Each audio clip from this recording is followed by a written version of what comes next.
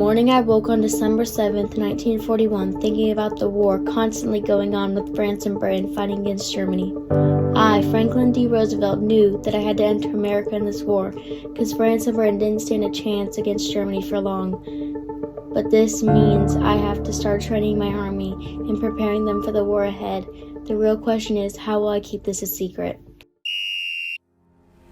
As I watch my army train, I wonder what will happen if we enter, or what will happen if I don't enter America in the war. My head is spinning with the pros and cons of my possible decisions when I received a call.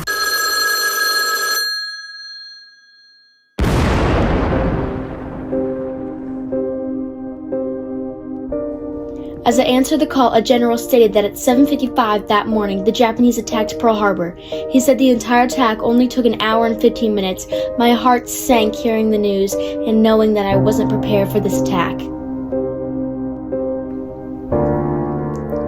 It was at this time I knew I had to enter America in the war, so I called an emergency meeting of Congress. I said, December 7th, 1941, a date which will live on in infamy, the United States of America was suddenly and deliberately attacked by naval and air forces of the Empire of Japan. I knew what I had to say, and I knew this would be a costly decision, so I said what I needed to say in honor of America. This is the day I officially entered America into World War II. Fighting against Germany alongside Britain, because France had fallen. Finally, my team has encoded Japan's secret warfare coding, and they're about to invade Talaji and Port Moresby. I waited for 4 days before I got any information about the invasion. I found out that many battles between Japanese and American aircraft carriers resulted in 70 Japanese and 66 American airplanes destroyed. I also found out that this was the first air-naval battle in history, and they still haven't told me if we won or not.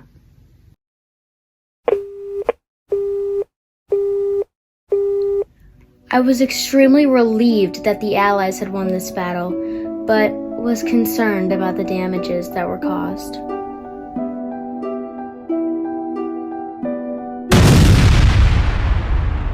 It was the spring of 1942. It was a terrible time for my U.S. Navy.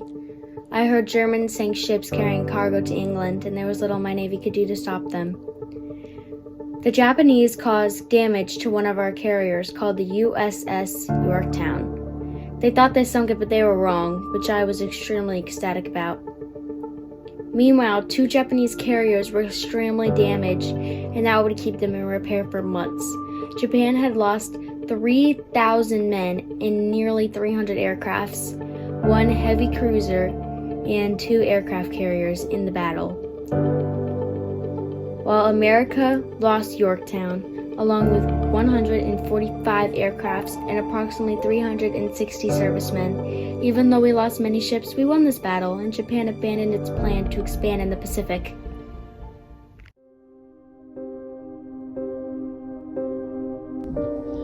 Even though the war was still going on, my health began to decline. It was March 1944 when a doctor came to examine me and see why I was so sick. I stopped being able to walk shortly after. I made a speech to share American progress in the war. I said, the only limit to our realization of tomorrow will be our doubts of today. Let's move forward with a strong and active faith. Today was April 12th. I was sitting for a portrait when I began to feel dizzy. Everything went dark. Suddenly, I can't feel anything anymore as the world crumbles around me.